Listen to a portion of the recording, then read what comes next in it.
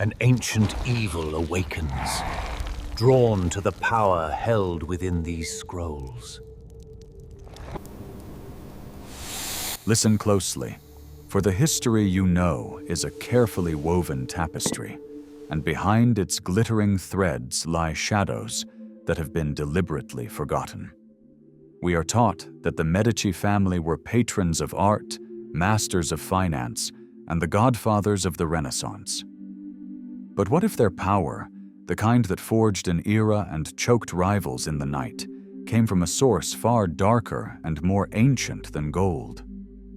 What if the glorious rebirth of Florence was built upon a foundation of terrifying secrets, bound in blood and sealed by a force that defies reason? This is not the story you find in the textbooks. This is the horrifying truth about the Medici family's power.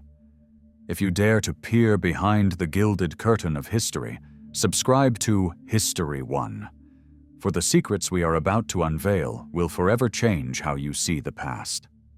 Our story begins not in a sun-drenched piazza, but in the cold, silent vaults of the Medici Chapel in Florence. Here, in the city they once ruled, the air is thick with the scent of old stone and whispered legends. To the world, they were the benevolent bankers who funded Michelangelo and Botticelli, the shrewd politicians who gave the world 2 popes and 2 queens of France. But to those who have pieced together the cryptic clues, who have read between the lines of their personal letters and studied the bizarre symbolism in the art they commissioned, a different, more sinister portrait emerges. This is a story of a pact, not with a pope, but with something much, much older. The year is 1433. Cosimo de' Medici, the patriarch of the family's rise, languishes in a prison cell within the Palazzo della Signoria. His enemies, the rival Albizzi family, have finally outmaneuvered him. He faces exile or execution. The Medici Bank teeters on the brink of collapse. It seems the family's meteoric ascent is over, but then something impossible happens. Cosimo is not only released, but his exile is commuted. He returns to Florence not as a disgraced banker, but as a triumphant hero, his power more consolidated than ever before. Official histories speak of bribes and political pressure, but the private correspondence, the ones his descendants would later try to destroy, hint at something else. They speak of a transaction made in the darkest hour, a covenant sealed not with a signature, but with a substance far more precious than ink. Cosimo's subsequent reign was marked by a brilliance that was almost unnatural. Under his guidance, Florence didn't just prosper. It erupted into a cultural supernova. He poured unimaginable wealth into the arts, but his patronage had a peculiar, almost obsessive focus. He wasn't just collecting beauty. He was searching for something. He dispatched agents across the known world, not only for ledgers of debt and credit, but for ancient, forbidden texts. He sought out works of Hermetic philosophy, Kabbalistic manuscripts, and treatises on esoteric rites that predated Christianity itself. His most prized possession, kept in a locked chest, and mentioned only in terrified whispers by his librarians, was a fragmented scroll supposedly salvaged from the ashes of the Library of Alexandria. It was titled The Unification of the Terrestrial and the Chthonic. This was not the hobby of a wealthy man. It was the desperate study of someone who had made a deal and was trying to understand the fine print. The art he commissioned, the very architecture of the buildings he raised, became a language of hidden symbols. Look at the sculptures of Donatello, the paintings of Fra Angelico, paid for by Cosimo's gold. Amidst the Christian saints and classical gods, there are strange, recurring motifs. Serpents swallowing their own tails, inverted triangles, and figures making gestures that are not of blessing, but of binding. The Florence we admire today is, in part, a vast, complex sigil. its design intended to channel and contain a power that the Medici had invited into their house. And the power responded. The family's rise became inexorable. They produced giants like Lorenzo the Magnificent, whose political acumen seemed to border on prescience. He could read the hearts of men as easily as a ledger, anticipating betrayals and forging alliances with an almost supernatural foresight. His enemies, however, met with gruesome and inexplicable fates.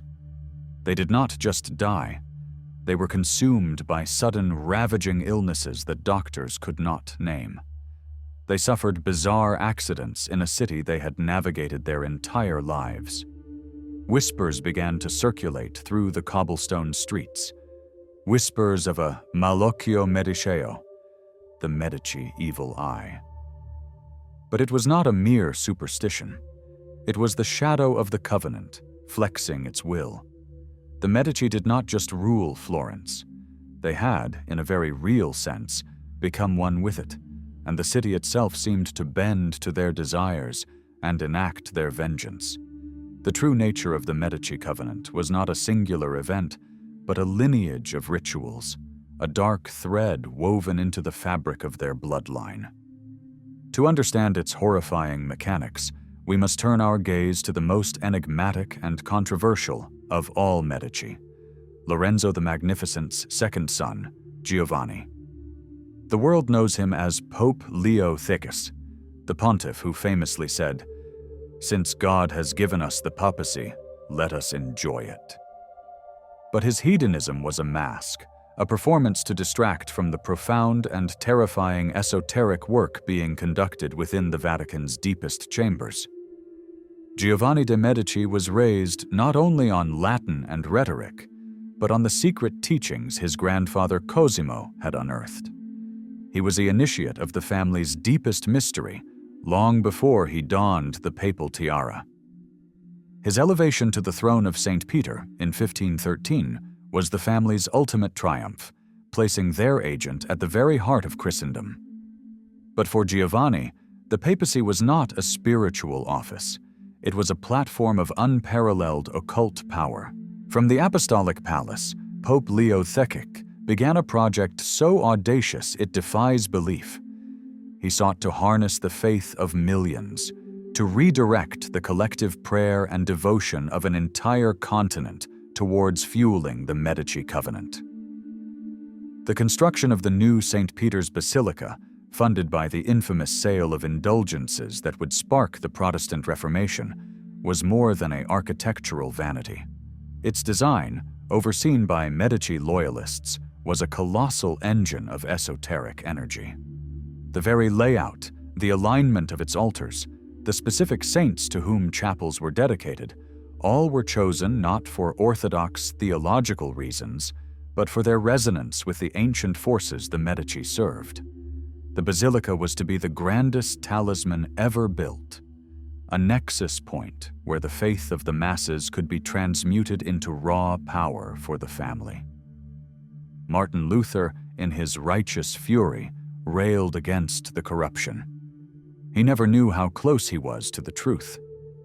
The scandal was not merely financial, it was metaphysical. The Medici were not just selling forgiveness, they were siphoning souls. This period also reveals one of the most chilling pieces of evidence, the Ghiberti Confession. A little-known scribe and former assistant to the artist Ghiberti, on his deathbed, gave a testimony to a terrified priest who recorded it in a private folio that would remain hidden for centuries. The scribe spoke of being summoned to the Medici palace on a moonless night to deliver a repaired astrolabe. He was led into a subterranean chamber beneath the palace, a room not on any architectural plan. There, he witnessed Lorenzo il Magnifico and his young sons, Giovanni and Giuliano, standing around a large circular table inscribed with concentric rings of strange angular script. At the center of the table was not a map or a book, but a dark, polished obsidian mirror. The scribe claimed that as Lorenzo chanted in a language that was neither Latin nor Greek, but something far older. The surface of the mirror clouded and then cleared, showing not reflections, but scenes of distant events. A meeting of the Sforza court in Milan, the deathbed of a rival in Venice. Giovanni, then just a boy, was not watching. He was speaking, describing the events in the mirror before they manifested. He was not predicting the future. He was shaping it, his voice a conduit for the will that flowed from that dark glass. The scribe fled in a panic, and the folio ends with the priest's own note. I pray God this is the ravings of a fever, for if it is not, then the shepherds of Florence are not men, but something else entirely. This was the training of a Medici pope. This was the source of his political genius. The power, however, was not a tame beast. It was a hungry one. The covenant demanded a price, and that price was paid not in gold, but in blood and sanity. The first and most tragic victim of this insatiable hunger was Lorenzo the Magnificent's own brother, Giuliano. History records his brutal murder in the Cathedral of Florence during the Pazzi conspiracy of 1478, a political assassination by rivals. But the full truth is far more sinister. Private letters between Lorenzo and his mother, Lucrezia Tornabuoni, written in a frantic, coded hand in the weeks leading up to the attack, reveal a terrifying premonition. They speak of the balance coming due, of a debt that must be paid in the old currency. Lorenzo knew an attack was coming. He knew a member of his inner circle would fall. The conspiracy's success was not a failure of Medici intelligence. It was a necessary sacrifice, a ritual offering to maintain the flow of power. Giuliano was not merely murdered. He was the designated victim, the lamb slaughtered on the altar of the family's ambition. He was the blood price for Lorenzo's own survival and the continued ascendancy of their house. This grim pattern repeated itself generation after generation. For every Medici triumph, a personal tragedy of equal magnitude seemed to occur. It was a balancing act of cosmic horror. When Giovanni ascended to the papacy as Leo Thors, his beloved brother, Giuliano, Duke of Nemours, died young of tuberculosis, his body withering as his brother's power peaked. When another Medici, Giulio, became Pope Clement VII, his reign was immediately beset by catastrophe, culminating in the horrific sack of Rome in 1527. Thousands died, the city was desecrated, and the Pope himself was imprisoned. It was as if the covenant, stretched too thin by having two Medici popes in quick succession, had recoiled with violent force, demanding a massive, bloody recompense for its favors. The most poignant and chilling example of this terrible balance was the short, tragic life of Alessandro de' Medici, the first Duke of Florence. Known as Il Moro for his dark complexion, Alessandro was a ruthless and effective ruler, consolidating Medici power into a hereditary dukedom. His rise was meteoric, his grip on the city absolute. But he was also widely hated, a tyrant whose cruelties were whispered to be fueled by something more than human malice. In 1537, he was assassinated by his own cousin, Lorenzino de' Medici. The official story is one of a political idealist striking a blow for republicanism. But Lorenzino's own writings, his Apology, are a strange and rambling document. He does not speak of liberty, but of a sickness in the blood, a shadow that clung to Alessandro that he felt compelled to excise. He describes Alessandro as being not entirely himself, as if he were a vessel for a will that was not his own. Lorenzino did not murder a man, he slew a host. The covenant had consumed Alessandro, and his death was the final payment on his personal debt. This cycle of triumph and tragedy reveals the horrifying core of the Medici secret. Their power was not free. It was a loan from a primordial lender, with interest compounded in suffering. Every banking transaction, every Political marriage, every masterpiece commissioned was shadowed by this dark arithmetic. The glorious facade of the Renaissance was, for them, a gilded cage. They lived with the constant knowledge that their next great achievement could be paid for with the life of someone they loved, or with a piece of their own humanity. They were not masters of their destiny. They were the chief stewards of a terrible, demanding force, forever balancing on a razor's edge between ultimate power and ultimate damnation. But how did this covenant manifest in the daily life of Florence? The answer lies not in dusty scrolls alone, but in the very stones of the city and the art that adorns them. The Medici did not merely rule Florence. They performed a continuous, city-wide ritual using architecture and art as their instruments. The Duomo, the Palazzo Vecchio, the Medici Palace, these were not just buildings. They were carefully placed nodes in a vast esoteric circuit designed to channel and amplify the dark energy of their pact. Under Cosimo's direction, the architect Brunelleschi was subtly guided in his designs. The magnificent dome of the Cathedral of Santa Maria del Fiore, an engineering marvel that seemed to defy physics, is also a perfect hermetic vessel, its shape intended to capture and concentrate celestial and chthonic forces, focusing them down into the heart of the city like a lens. Walk the streets of Florence even today, and you can see the symbols hidden in plain sight.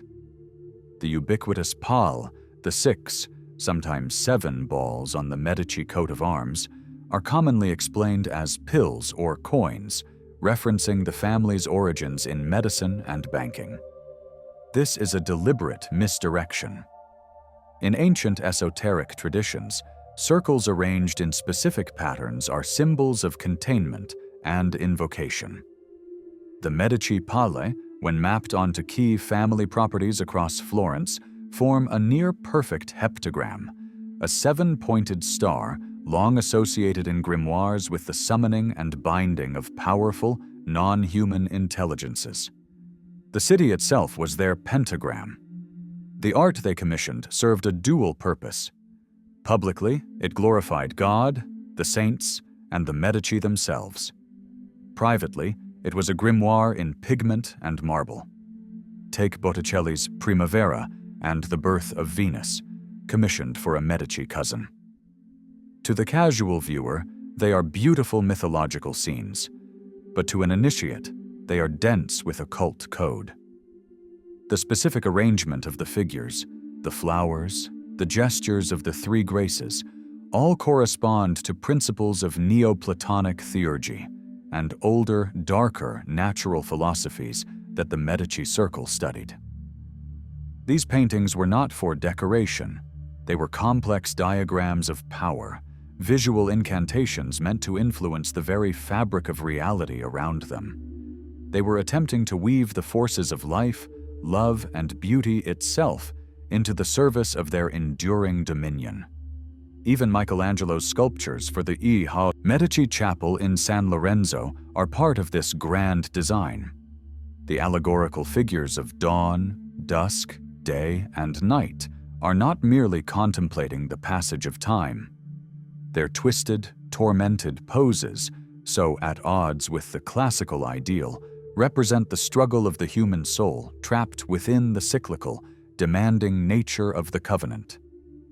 The entire chapel is less a tomb and more a battery, a sacred space designed to harness the spiritual energy of the deceased Medici, tethering their souls to continue serving the family's power from beyond the grave. It is a terrifying concept that even in death, a Medici was not allowed to rest, but was conscripted as a permanent part of the engine that drove the dynasty forward. The horror of their secret was that it enslaved not only the living, but the dead as well. As the Medici tentacles spread across Europe, their methods evolved. No longer content with merely channeling the power of Florence, they began to weave their dark influence into the very institutions of the continent. The pinnacle of this ambition was, as we have seen, the papacy itself. But the reign of Pope Clement VII, born Giulio de' Medici, exposes the terrible risks of overreaching. His papacy was a calamity, a stark lesson that the Covenant's power had limits, and its vengeance was swift. The sack of Rome in 1527 was not just a military defeat, it was a metaphysical collapse. For months, Clement had received warnings, not from his spies, but from his own occultists. They reported fractures in the terrestrial harmony and a souring of the celestial currents. The forces the Medici had bound to their will were turning chaotic, rebellious. The event itself was of an almost biblical horror. The army of the Holy Roman Emperor, a mix of Lutheran landsknechts and Spanish tercios, broke into the Holy City. For days, they raped, murdered, and pillaged with a sacrilegious fury that shocked all of Christendom. The Pope himself was forced to flee through a secret passageway, the Passetto di Borgo, to the relative safety of Castel Sant'Angelo, as his city was bathed in blood and fire. From an esoteric perspective, this was more than an army running amok. It was a purge. The delicate, invisible architecture of power that Leo X had built, the sigils carved into Vatican stones, the directed prayers, the hidden mirrors, was violently dismantled. The chaos was a direct reflection of the ruptured covenant. The Medici had placed a crown of St. Peter over their pact, and the resulting feedback had nearly destroyed them. Clement VII, a broken man, spent the rest of his life trying to re-secure the family's power through more conventional, though no less ruthless, means. His most significant act was the marriage of his young relative, Catherine de' Medici, to the future King Henry II of France. This was not merely a political alliance. It was a transplantation. Catherine was sent to the French court as a seedling of the Medici covenant, a vessel meant to take root in new soil. She arrived a 14-year-old orphan, ridiculed as a merchant's daughter. But she possessed the family's grim education. She brought with her not only her dowry, but her own retinue of advisors, among them astrologers, alchemists, and rumor has it, at least one master of the old arts from the Tuscan countryside. In the decadent and vicious court of the Valois, Catherine was initially powerless, but upon her husband's untimely death, she became the power behind the throne, ruling as regent for her young sons. It was here that the Medici methods took on a new, more personal and terrifying form. The French court became a labyrinth of intrigue, poison, and black magic. Catherine was accused by her enemies of keeping a secret cabinet of occult artifacts, a chambre des poisons. They whispered that her Italian perfumer, a man known only as René, concocted not only scents but toxic elixirs and filters. The infamous St. Bartholomew's Day massacre, where thousands of Huguenots were slaughtered in Paris, has the chilling hallmark of a Medici-scale blood sacrifice, a desperate, brutal attempt to re-establish control and appease the hungry forces that had followed her from Florence. The covenant had crossed the Alps, and its appetite had come with it. The story of Catherine de' Medici in France provides the clearest, most horrifying glimpse into the practical application of the family's secret knowledge. Isolated in a foreign court, surrounded by powerful enemies who saw her as an upstart, Catherine could not rely on the familiar architectural sigils of Florence. Instead, she turned to a more intimate and darkly theatrical form of power, the occult spectacle. Her famed patronage of the arts was not merely for entertainment. Her court festivals, designed by the master of the macabre, Balthazar de Beaujoyeux, were elaborate rituals disguised as revelry. The most infamous of these was the Ballet des Polonais, and later, the Ballet Comique de la Reine. To the courtiers, these were breathtaking displays of music, dance, and elaborate mythology. But beneath the gilt and silk, they were something else entirely. The choreography was not random. It was based on celestial geometry and the movements of the planets as understood by Hermetic masters.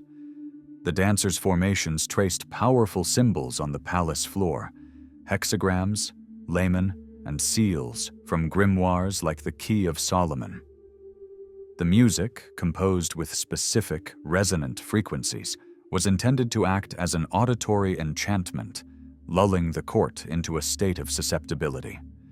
The entire performance was a massive act of psychic manipulation, a spell cast over the entire French nobility to bind them to Catherine's will and cloud the minds of her rivals. This reached its zenith with her alleged involvement with Nostradamus. The famed seer was not merely an astrologer, he was a practiced esotericist, deeply versed in the same Neoplatonic and Kabbalistic traditions that Medici had hoarded for a century. Catherine did not consult him for simple horoscopes. She brought him into her inner circle as a technical advisor. It is believed he helped her refine the rituals, providing more potent incantations and more accurate astrological timing for her operations. His famous quatrains, so often studied for predictions of world events, are also believed by some scholars of the arcane to contain coded instructions for the very rites Catherine performed, formulas for maintaining the Medici power on a transnational scale. The Queen of France and the Prophet were, in truth, a master and her chief occult engineer, but the darkness followed her personally. The curse of the covenant, the balance of triumph and tragedy haunted her with a particular cruelty. She became known as the Black Queen, draped in mourning robes after the death of her husband, a state of grief she maintained for the rest of her life. Her children, for whom she had schemed and fought so ruthlessly, were a catalogue of misery. 3 of her sons became kings of France, and each reign was short, sickly, and fraught with disaster. Francis II died young from a painful ear infection.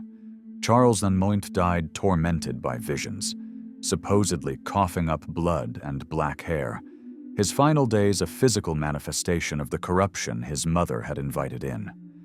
Henry III was stabbed to death by a fanatic. It was as if the covenant, stretched across the continent, was consuming its hosts from within, leaving Catherine to witness the gruesome demise of her own line, a price paid in the blood of her children for the power she wielded. As the Renaissance waned, so too did the Medici's intimate connection to the primal source of their power. The later generations, born into dukedoms and grand ducal titles, became increasingly distant from the grim realities of the covenant that had forged their name. They were administrators, not initiates. They enjoyed the wealth and status, but had lost the knowledge and the stomach for the dark rites that sustained it. The family's slow decline was not merely a matter of bad luck or poor finances. It was a spiritual atrophy. The engine was running out of fuel because the mechanics had forgotten how to stoke the fire. The last true adept in the main Medici line was arguably Giangaston de' Medici, the 7th and final Grand Duke of Tuscany. By the early 18th century, the family was a hollow shell. Giangaston was a depressed, reclusive alcoholic, a man who seemed to embody the exhaustion of his bloodline. He took no interest in governance, let alone the esoteric studies of his ancestors. He was the end product of the covenant's terrible bargain, a man who had inherited all the power but none of the will to wield it, crushed by the weight of a history he could no longer comprehend. Contemporaries wrote of the palpable sense of decay that hung over the Pitti Palace during his reign, a miasma of stagnation and despair. The terrestrial and chthonic forces that Cosimo had unified were now pulling apart, and the state they had built was crumbling as a result. Yet the covenant did not die quietly. It thrashed in its death throes, and its final acts were bizarre and grotesque. The most chilling and oft-suppressed secret of the Medici's final years concerns not the living, but the dead. In the 19th century, long after the last Medici ruler was gone, a project began to exhume and rebury the Medici Grand Dukes in the San Lorenzo crypt. What the workmen and scientists found was a horror that defied all explanation. The bodies of the later Medici, those who had ruled after the knowledge was lost, were in a state of extreme and unnatural decomposition. Their bones were blackened and brittle, as if scorched from the inside. Some skeletons were found in contorted positions, suggesting agonizing final moments, their jaws locked in silent screams. Most terrifying of all was the state of the organs in certain sealed lead coffins. When opened, they released a foul, otherworldly odor. The internal organs of Francesco IV and his second wife, Bianca Capello, were found not to have decayed normally, but had transformed into a strange, black, tar-like substance. Modern forensic analysis has been unable to fully explain this phenomenon. It is as if the dark energy that had sustained their power had, with no knowledgeable hand to guide it, turned inward upon their very mortal forms, corrupting them at a fundamental, biological level even in death. Their bodies were a testament to the horrifying truth. The power they had courted was a corrosive one, and when the bond was broken through ignorance, it consumed what was left of its former hosts. So, what was the true nature of the Medici covenant? After piecing together the fragmented evidence, the coded letters, the occult art, the bizarre forensic remains, and the cyclical tragedies, a horrifying conclusion emerges. The Medici did not merely practice dark arts. They entered into a symbiotic and ultimately parasitic relationship with a non-human intelligence, an entity or force that ancient texts refer to as a genius loci, a spirit of place. But this was not a benign guardian nymph. The entity they bound to their bloodline was something far older and hungrier, a chthonic power rooted deep in the Tuscan soil, perhaps predating the Etruscans, slumbering beneath the hills of Fiesole, where Florence would one day be built. Cosimo de' Medici, in his desperation in that prison cell, did not sell his soul to the Christian devil.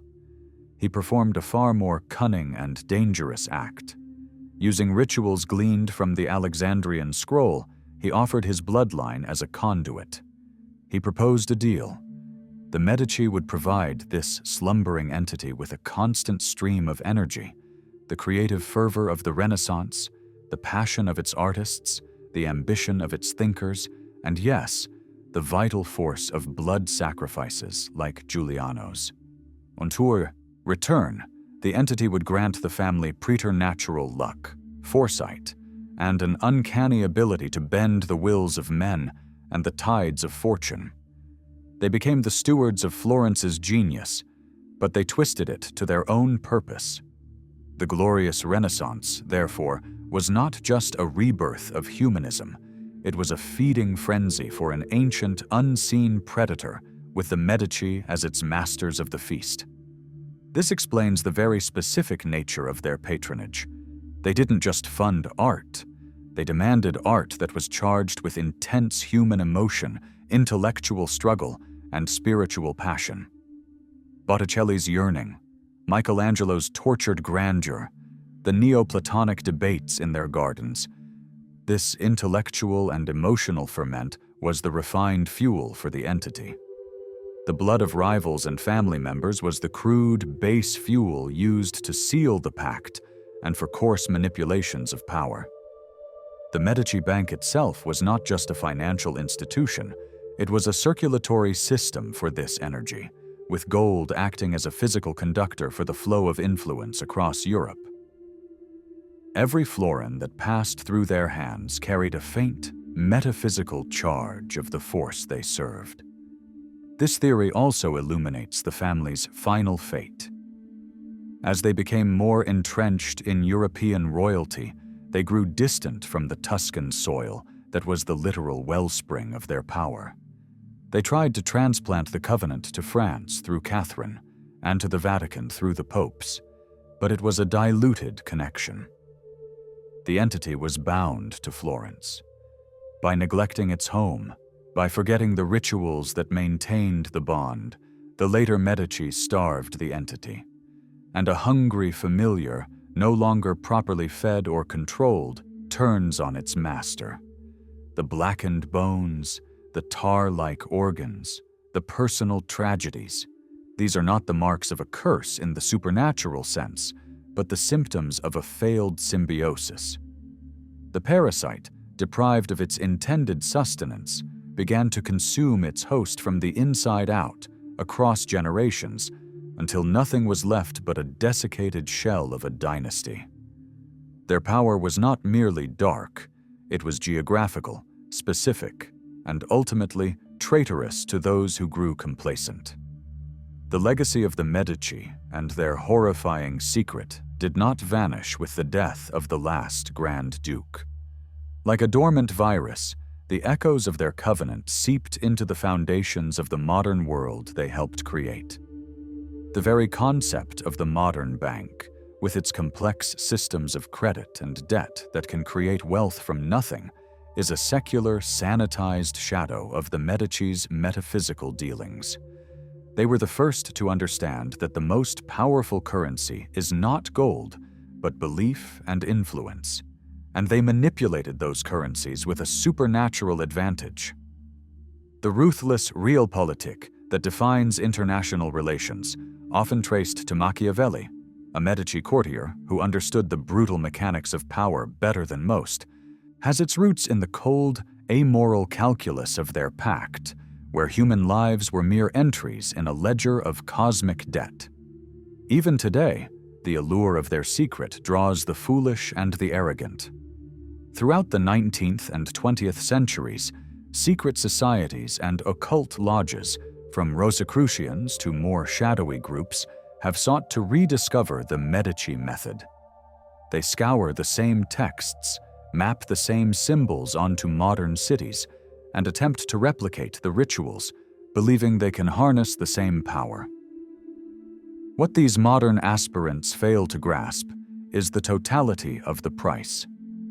They see the glory of the Renaissance, but are blind to the blackened bones in the crypts of San Lorenzo. They crave the power of a Lorenzo the Magnificent, but lack the stomach for the sacrifice of a Giuliano. Their attempts are pale imitations, dangerous not for their potential success, but for their certain failure, for poking at a slumbering, hungry thing without the knowledge or the will to control it. The final, enduring horror is this. The entity the Medici awakened and bound to Florence did not die with them. It simply returned to its slumber, sated for a time by the centuries-long feast they provided. It remains there still, woven into the stones of the Duomo, sleeping beneath the Piazza della Signoria. Its presence a faint, cold current beneath the warm, sun-drenched surface of the city that tourists adore. The power is still there, dormant, waiting. It waits for a family with enough ambition, enough desperation, and enough forgotten knowledge to once again find the key, to utter the words, and to reopen the account. The Medici are gone, but the vault they unlocked remains. And history tells us that no vault, no matter how well hidden, stays closed forever. This is the true, horrifying secret of the Medici family's power. It was not merely a historical anomaly, a curious footnote of corruption and ambition. It was a live experiment in a dangerous form of metaphysics, the repercussions of which still echo in our institutions and our collective subconscious.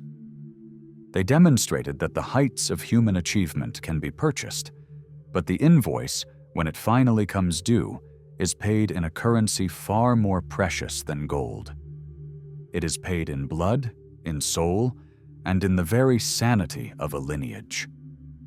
They reached for the divine and grasped something else entirely, and the shadow of what they brought back into the world has never fully left us.